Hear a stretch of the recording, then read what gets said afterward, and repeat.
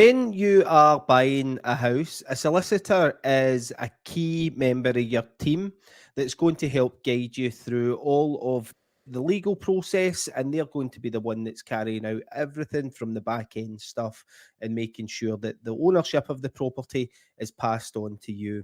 Now, solicitors do quite a varied job and they do a lot of things in the background that is there to protect you. And what I'm going to do is talk you through just a few of those things today so that you've got a little bit of an insight into what a solicitor's going to do. And when you get the bill through for them, you'll have an idea as to what they're charging you for. Now, solicitors, as well as there to work for you and give you the right kind of legal advice, they're also there to contact the seller's solicitor and keep up to date with anything that's going on at that side, keep up to date with any potential delays.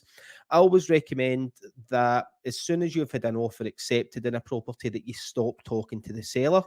The reason that I recommend that is because there's things that can often come up in those conversations that is it really important to the solicitor to know that might not get passed on. An example of this could be if there's any potential delays and if the seller's talking to you, they might not be talking to their solicitor about it and they could still go requesting funds and whatnot and not pass that information on to your solicitor.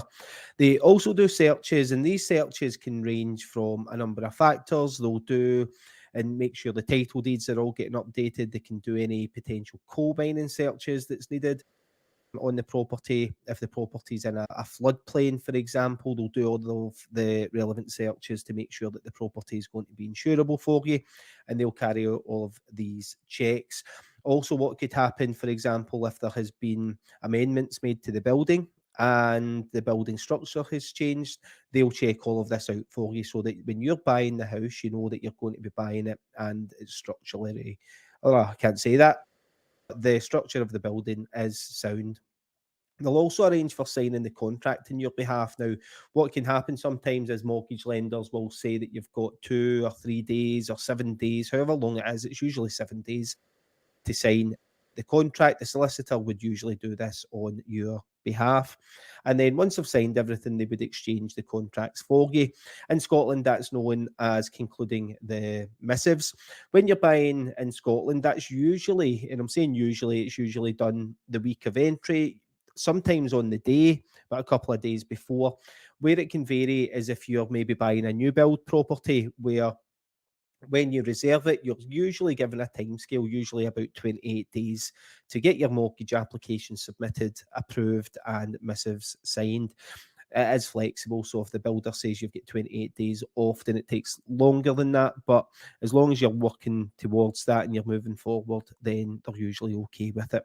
And they'll also manage the completion of things. So they'll make sure that everything's going to go through at the right time. They'll transfer all of the funds and make sure that the funds are sent over to the seller so that they've got them, get you registered on the title deeds, and make sure everything runs smooth at the end of the process to make sure that when you become the homeowner, it is legally yours.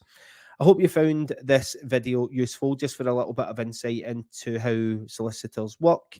And if you do have any need for solicitors, let me know and I can point you in the right direction of someone in your area that could help, or someone who can work all over Scotland or the UK that can help. Cheers.